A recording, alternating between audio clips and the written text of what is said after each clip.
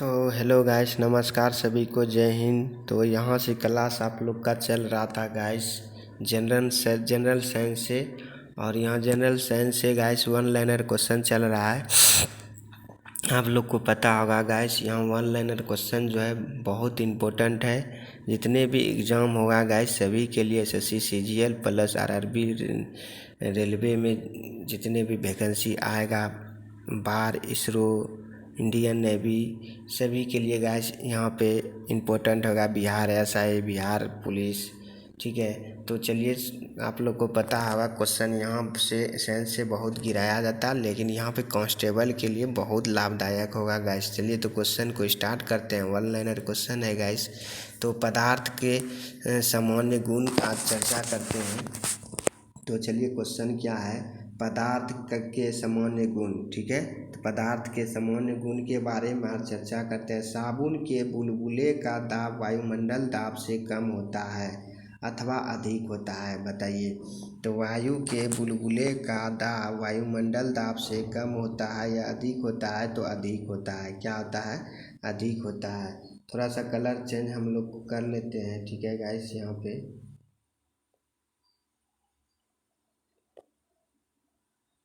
तो चलिए ये कलर को चूज कर लेते हैं। तो आप लोग को पता होगा गाइस, यहाँ पे क्या है कि क्वेश्चन चल रहा था, ठीक है। तो यहाँ से चलिए, तो साबुन के बुलबुले का दाब वायुमंडल दाब से कम होता है या अधिक होता है? तो अधिक होता है, आंसर होगा। चलिए नेक्स्ट क्वेश्चन है, स्वचालित हाइड्रोलिक ब्रेक किस सिद्धांत पर कार्य करता है? तो स्वचालित हाइड्रोलिक ब्रेक जो है किस सिद्धांत पर कार्य करता है? तो पास्कल के सिद्धांत पर कार्य करता है। किस पर गाइस? पास्कल के सिद्धांत पर।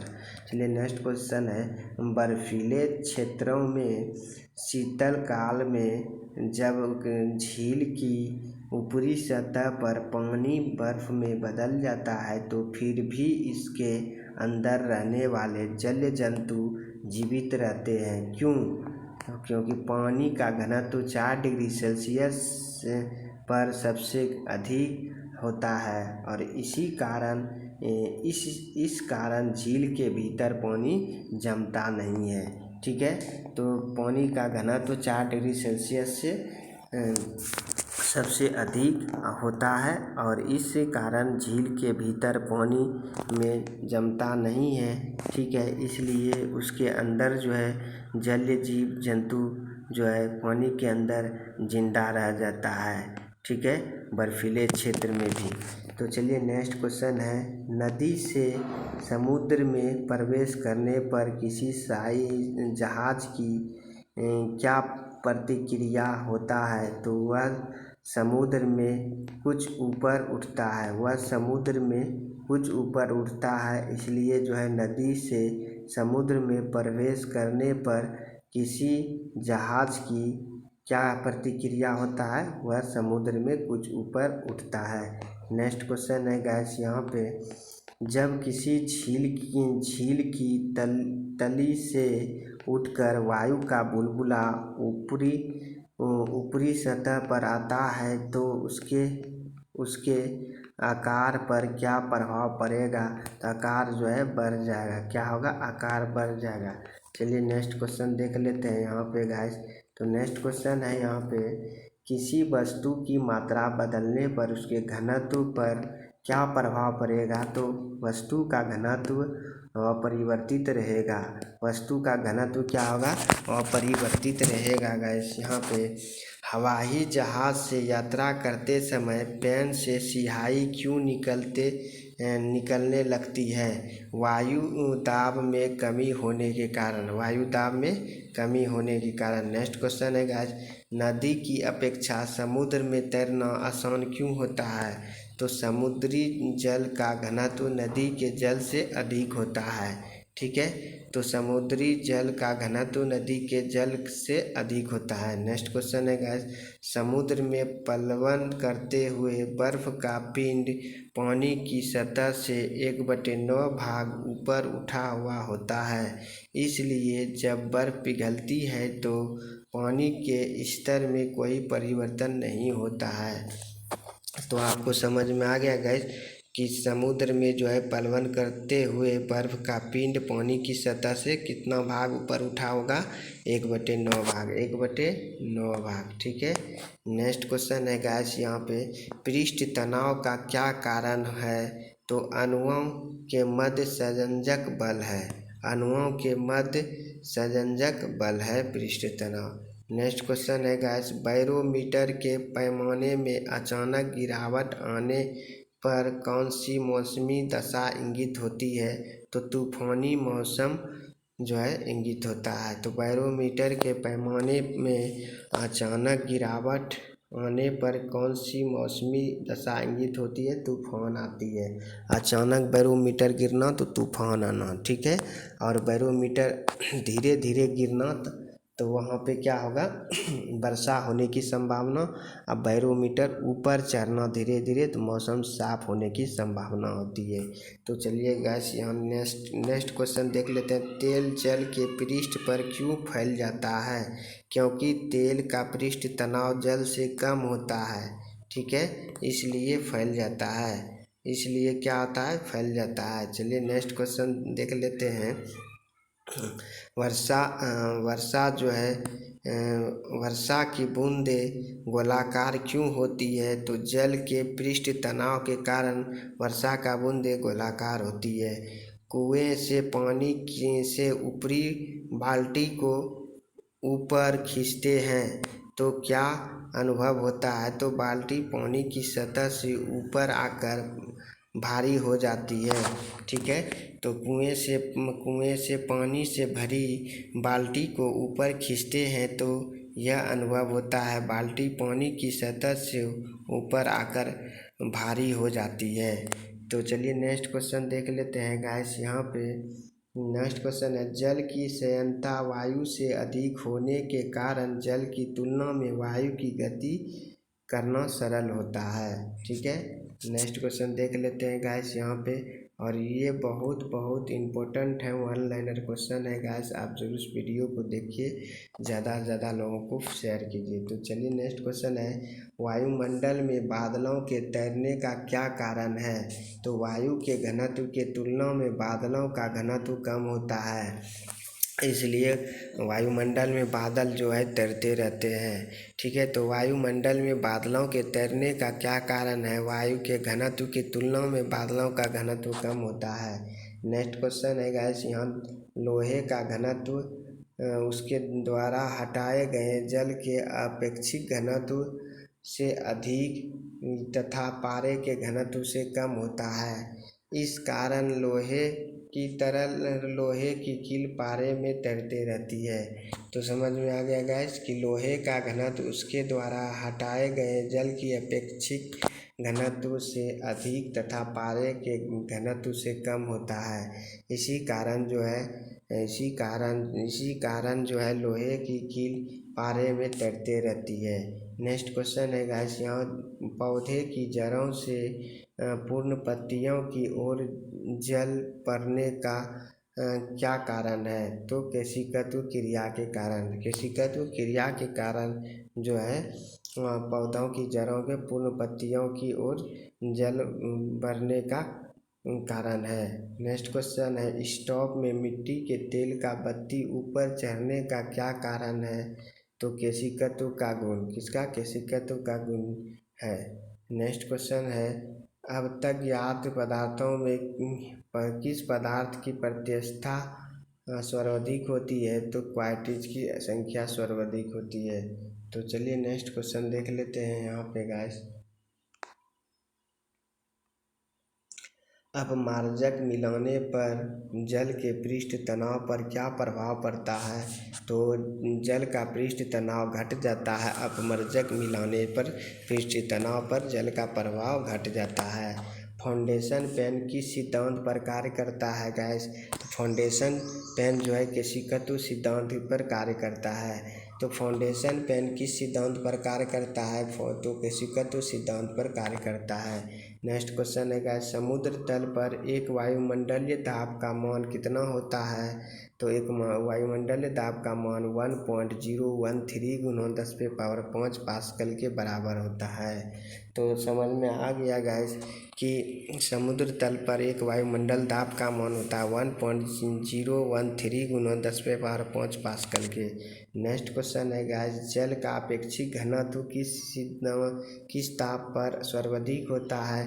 तो अपेक्षिक घनत्व जो है 4 डिग्री सेल्सियस पर अधिक होता है और न्यूनतम भी 4 डिग्री सेल्सियस पर होता है। चलिए नेक्स्ट क्वेश्चन देख लेते हैं गाइस। यहाँ पे नेक्स्ट क्वेश्चन क्या है कि जल से भरी बाल्टी को हिलाकर छोड़ देने पर कुछ समय पश्चात जल अपने आप क्यों स्थिर हो जाता है? संयंत्रता के कारण जो है अपने आप स्थिर हो जाता है। नेक्स्ट क्वेश्चन है गाइस, धातु की शुद्धता ज्ञात करने में किस सिद्धांत पर प्रयोग किया जाता है? तो धातु की शुद्धता ज्ञात करने में किस सिद्धांत का प्रयोग किया जाता है? तो आर्किमिडीज का सिद्धांत। किसका? आर्किमिडीज का सिद्धांत। नेक्स्ट क्वेश्चन है, जल से निकालने पर शेविंग ब्रश के बल आपस में किस कारण चिपक जाते हैं? तो पृष्ठ तनाव के कारण आपस में चिपक जाते हैं।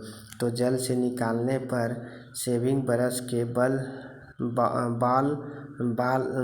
बाल जो है आपस में चिपक जाते हैं।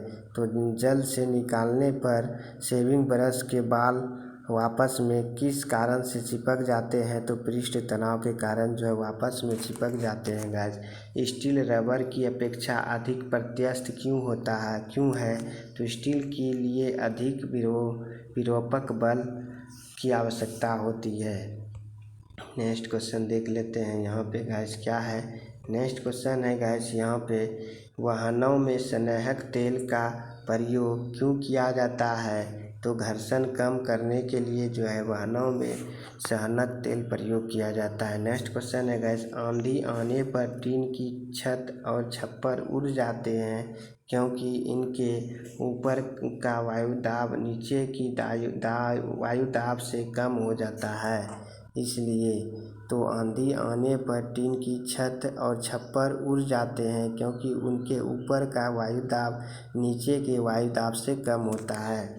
नेक्स्ट क्वेश्चन है गाइस, किसी वस्तु की सतह के बलवंत लगने वाले बल को क्या कहते हैं? तो प्रणोद कहते हैं। क्या कहते हैं? प्रणोद कहते हैं। तो चलिए नेक्स्ट क्वेश्चन देख लेते हैं गाइस यहाँ पे। नेक्स्ट क्वेश्चन क्या है, अब देखिए तरंग गति है तो वेव स्पीड है। वेव स्पीड के बारे में हम लोग देख लेते हैं, ठीक है। अब देखिए इसके बारे में, रात्रि दृष्टि उपकरण में प्रयोग क्यों, देखिए यहाँ क्वेश्चन क्या है, रात्रि दृष्टि उपकरण में प्रयोग की जाने वाली तरंगें कौन सी है? अवरक्त तरंगे है। तो रात्रि दृष्टि उपकरण में प्रयोग की जाने वाली तरंगें कौन सी है? तो अवरक्त तरंगे होती है। दृश्य प्रकाश का तरंगदैर्घ्य कितना होता है? तो 390 से 750 नैनोमीटर के मध्य होता है। नेक्स्ट क्वेश्चन है गाइस, आंतों से संबंधित रोगों के निदान में कौन सी किरणों का प्रयोग किया जाता है? तो एक्स किरणों का प्रयोग किया जाता है। किसका? एक्स किरणों का प्रयोग किया जाता है। आंतों से संबंधित रोगों के निदान में कौन सी किरणें का प्रयोग किया जाता है? एक्स किरणें का। और यहाँ पे गाइस वन लाइनर क्वेश्चन है, VVI क्वेश्चन है गाइस, आप जरूर इस वीडियो को देखें।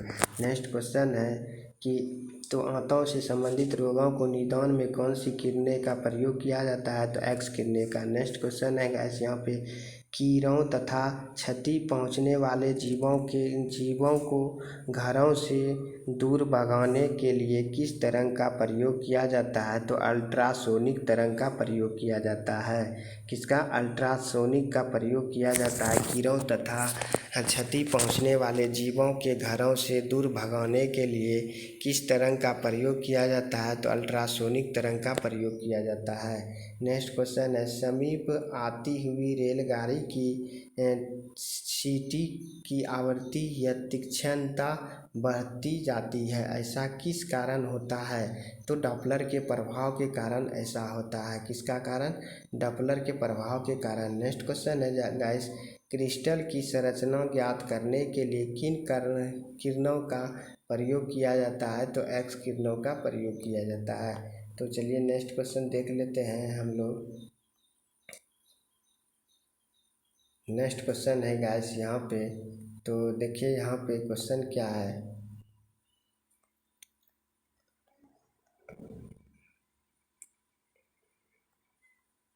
नेक्स्ट इधर देख लेते हैं, वन पार्ट में और है यहाँ पे गाइस, अनुप्रस्थ तरंगों का उदाहरण। अब अनुप्रस्थ तरंगों के बारे में उदाहरण जो है और अनुदैर्घ्य तरंगों का उदाहरण और अनुप्रस्थ तरंगों का उदाहरण। अब देखिए प्रकाश तरंगे, तो प्रकाश तरंगे अनुप्रस्थ तरंगे के अंतर्गत आता है। उदाहरण में भूकंप तरंगों में एस तरंगे, ये अनुप्रस्थ तरंगे हैं। डोरी युक्त यंत्रों में उत्पन्न अनुप्रस्थ तरंगे सितार, गिटार, वीणा अनुप्रस्थ तरंगे। स्थिर जल में पत्थर फेंकने पर उत्पन्न तरंगे, ये भी अनुप्रस्थ तरंगे के अंतर्गत आता है। अब अनुदैर्घ्य तरंगों का उदाहरण में क्या क्या आता है? ध्वनि तरंगे, भूकंप तरंगों में पीत तरंगे, सर्पिलाकार स्प्रिंग में उत्पन्न तरंगे, अल्ट्रासाउंड तरंगे। तो इस तरह से गाइस क्वेश्चन होता है। चलिए नेक्स्ट क्वेश्चन देख लेते हैं। नेक्स्ट क्वेश्चन है गाइस, एक रडार शत्रु के वायुयान की उपस्थिति का पता लगाने में कौन सी किरणों का प्रयोग करते हैं? तो रेडियो तरंगे का प्रयोग करते हैं। नेक्स्ट क्वेश्चन है गाइस, यहाँ पराबैंगनी विकिरण, एक्स किरणें, सूक्ष्म किरणों व गामा किरणों को तरंग दैर्घ्य के आरोही क्रम क्या है? तो गामा किरणें, एक्स किरणें, उसके बाद पराबैंगनी किरणें, उसके बाद सूक्ष्म किरणें, इस तरह से है। ठीक है, अब नेक्स्ट देख लेते हैं। अब देखिए इसके बारे में प्रमुख विद्युत चुम्बकीय तरंगे के बारे में क्या क्या है।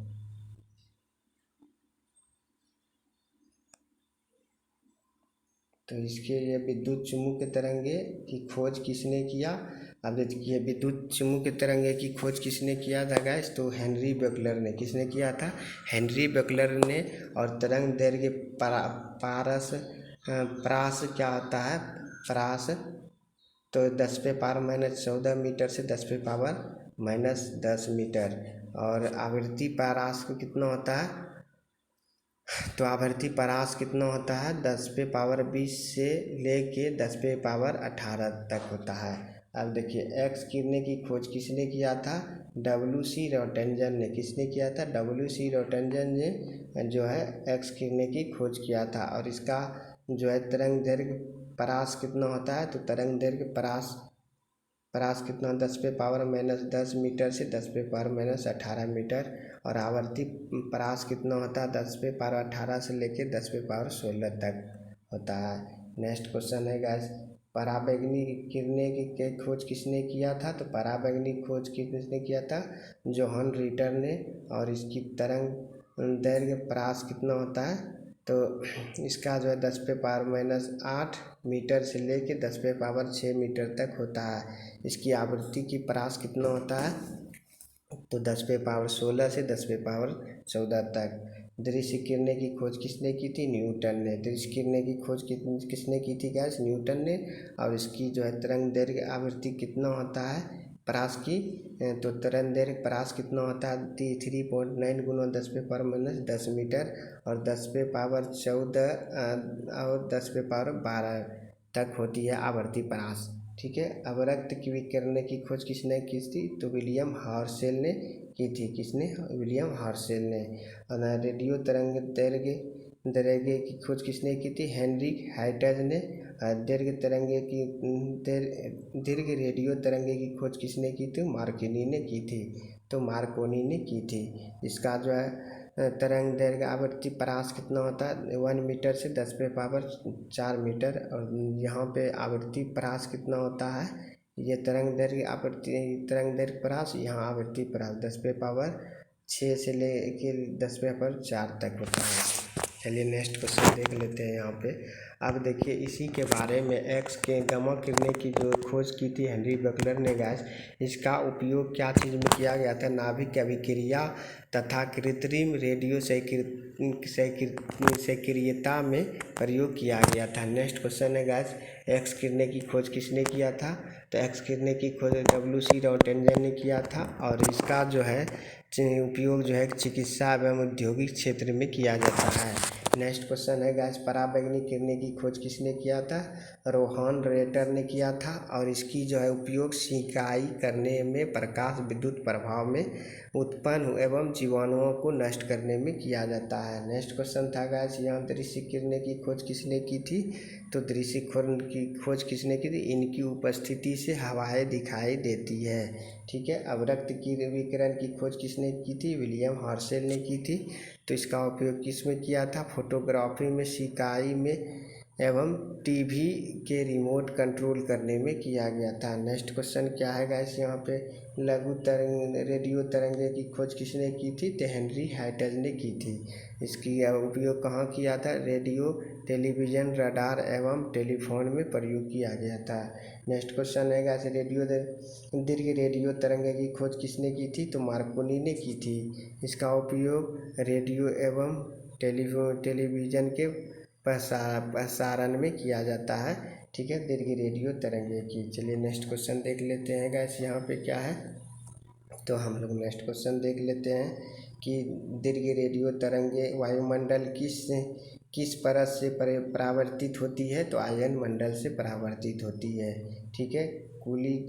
कुलिच नालिका ट्यूब का प्रयोग कौन सी किरणें उत्पन्न करने के लिए किया जाता है? तो एक्स किरणें की खोज करने के लिए किया जाता है। तो कुलिज नालिका ट्यूब में प्रयोग कौन सा किरणें उत्पन्न करने में किया जाता है? तो एक्स किरणें।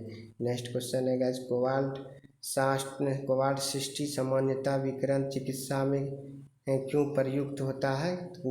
गामा किरणों के उत्सर्जन के कारण होता है।